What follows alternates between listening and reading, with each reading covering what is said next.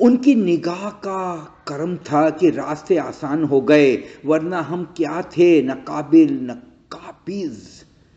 बस रहमत ने संभाल लिया। मेरा आपकी ज़िंदगी में आना और आपका ये श्रवण ग्रहण करना, ये कोई साधारण घटना नहीं है। ये संयोग है जो कई जन्मों जन्मों से एक दूसरे के रिश्तों में हम बंधे हैं।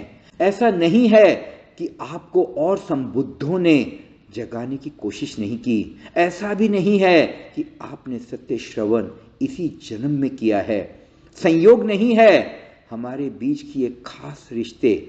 स्वागत है आपका साप्ताहिक मिस्टिक पॉडकास्ट में। मैं हूं साक्षी नरेंद्र। सदियों सदियों से ही भारत की यशोभूमि ने समस्त मानवता के उत्थान के लिए विश्व को दिया है ध्यान। एक अद्भुत चेतना की अनुभूति जो भारत के सिवा आपको पूरी दुनिया में कहीं नहीं मिलेगी। करोड़ों करोड़ों सालों से हमारे ऋषि मुनि, हमारे वेद उपनिषद और हमारे संत महापुरुष ने जो ज्ञान की संपदा को समग्र विश्व को बांटा, उसका मूल है ध्यान। मनोवैज्ञानिकों का मानना है कि इसके पहले कि आप अपने जीवन के ढांचे को बदलो, आपके स्वप्न के ढांचे बदलने जरूरी हैं, क्योंकि स्वप्न हमारे जीवन को निर्मित कर रहे हैं। स्वप्नों में नक्शे हैं हमारे जीवन के।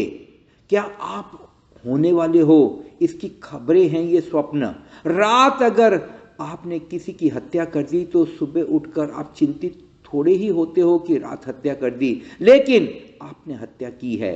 रात की कि दिन की क्या फर्क पड़ता है, आप हत्या करने के भाव से भरे हो, इतना तो सिद्ध होता है। आज रात में ही की, कल दिन में भी कर सकते हो। विचार तो मौजूद है, बीज तो मौजूद है। बीज अगर मौजूद है तो कभी भी वृक्ष हो सकता है, कृत्य बन सकता है आपका प्रत्येक विचार, क्योंकि विचार ही तो कृत्य बनते हैं। जो आज कृत्य हो गया वो कल विचार था, जो आज विचार है कल कृत्य हो सकता है। इससे मेरा तात्पर्य ये है कि भारतीय ऋषियों ने जो ध्यान की हमें अमूल्य धरोहर दी है, इसका प्रयोग हमें रात सोने से पहले जरूर करना चाहिए। अगर आपका चित्त नकारात्मक विचारों से रात को भरा होगा और फिर यदि आप सो जाते हैं तो स्वप्न भी आपको नकारात्मक आएंगे। रात की आपकी नींद और उसमें देखे गए स्वप्न ही आपके आने वाले कल का निर्माण करते हैं।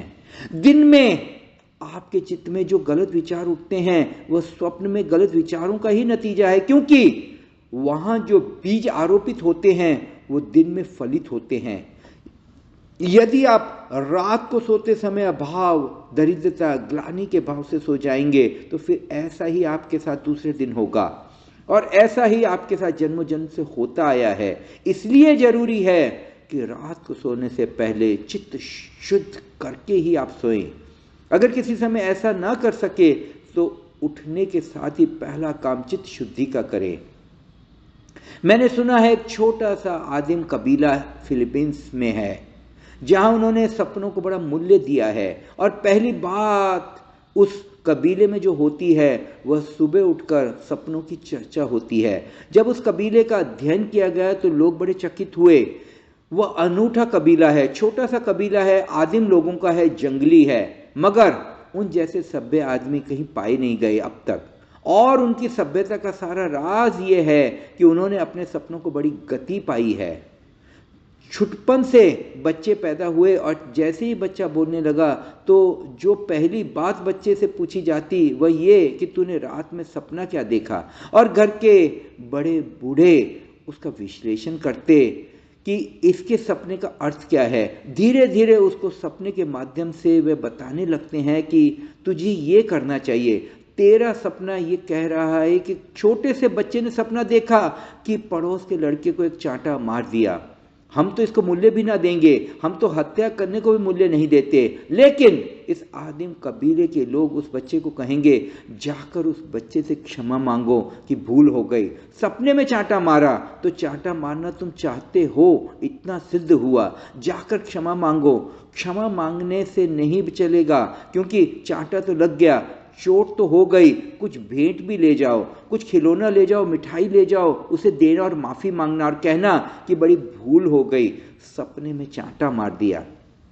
इस बात को ख्याल में लेना कि बच्चे को सपने और सत्य में बहुत फर्क नहीं है। यदि हम भी इस तरह स्वप्न का अन्वेषण सुबह करें तो आपको पता चलेगा कि हमारे चित्त में कितने नकारात्मक विचार पड़े हैं, और इसी के परिणाम स्वरूप हमारा दिन भी नकारात्मक गुजरता है। ऊपर ऊपर से तो हम कॉस्मेटिक हंसी सोशल मीडिया पर देते हैं, मगर वास्तव में भीतर गहरे घाव हैं। जागृत पुरुष का जो काम है, आपको जीवन में बस आपको इस मन की नकारात्मकता से मुक्त करना है, चित्त को प्रेमल, निर्मल, संकल्पवान और अखंड बनाना है। रहीमन, इस संसार में भांति भांति के लोग, इस छोटे कबीले में बच्चों को बचपन से ही एक बात सिखाई जाती है कि सपने में ही भूल हो गई तो भूल हो गई। अब आप सोचो, जो सपने में ही भूल करने में धीरे धीरे जागने लगते हैं, उसके जागरण में तो कैसे भूल होगी। इसलिए ये कबीला इस पृथ्वी का सबसे सभ्य कबीला है। इस कबीले में आज तक कोई हत्या नहीं हुई, ना कोई चोरी हुई, ना कोई आत्महत्या हुई, और इस कबीले के इतिहास में कोई आदमी कभी पागल भी नहीं हुआ, और ये कबीला कभी युद्ध में नहीं उतरा। अपूर्व है घटना। आदमी और युद्ध ना करे, आदमी और चोरी ना करे, आदमी और हत्या ना करे, आदमी और पागल ना हो, तो फिर आदमी करेगा क्या? यही तो सारे काम वो करता है। 100 में से 99 तो यही काम है हमारे जीवन के। इस कबीले की सभ्यता बड़ी अनूठी है, और इस कबीले को ना तो किसी ने अहिंसा की शिक्षा दी, ना किसी ने सत्य की शिक्षा दी, ना किसी ने धर्म सिखाया। ये कबीला कोई बहुत बड़ा धार्मिक कबीला भी नहीं है, लेकिन इस कबीले के लोग बड़े धार्मिक हैं। लेकिन एक बड़ी कीमिया पकड़ ली उन्होंने, कुंजी पकड़ ली कि स्वप्न में रूपांतरण करना है। जब स्वप्न बदल जाता है, जब विचार बदल जाते हैं, तो कृत्य बदल जाते हैं। उन्होंने बहुत आधारभूत बात पकड़ ली। लोग पूछते हैं कि हमने कैसे पहचाना कि कोई आदमी बुद्धत्व को उपलब्ध हो गया। एक ही उपाय है पहचानने का, उसके पास रहने लगो, रुको उसके पास। अगर तुम किसी दिन अचानक पाओ कि सब विचार खो गए, जो अनवरत चलते थे, दिन रात चलते थे, वह आपके भीतर कोलाहल मचा ही रहता था। अचानक जैसे कोई ले गया सब कोलाहल। आया एक बादल और वर्षा हो गई और आप शीतल हो गए। आया एक हवा का झोंका और सब धूल उड़ गई और आप ताजे और नए हो गए। जैसे कुछ अनहोना घटा और कोई विचार ना रहा, आप निर्विचार हो गए। जिसके पास निर्विचार घट जाए, जानना कि वहां बुद्धत्व घटा है। और जो कोई उपाय नहीं है जानने का कि वहां जिन्नत्व घटा है। अध्यात्म के ऋषियों ने मनुष्य की 4 स्थिति कही है: जागृत, स्वप्न, सुषुप्ति और तुरीय। जागृत, स्वप्न और सुषुप्ति तीनों में एक बात समान है, अपने पर ध्यान नहीं। जागृत में वस्तुओं पर, स्वप्न में कल्पनाओं पर, सुषुप्ति में किसी और पर कहीं, अपने पर नहीं, गैर ध्यान की अवस्था। मगर एक चौथी अवस्था है तुरीय, जहां अपने पर ध्यान होता है। और जैसे ही तुरीय में अपने पर ध्यान आया, फिर आप सब क्रियाओं में होकर भी कर्ता नहीं रहोगे। फिर आप सब दृश्यों को देखकर भी दृष्टा ही बने रहोगे। एक क्षण को आत्म विस्मृति ना होगी। जागृति का अर्थ है वस्तु जगत पर ध्यान। ये वृक्ष, ये पर्वत, ये पहाड़, ये चांद सूरज, ये लोग, इन पर ध्यान।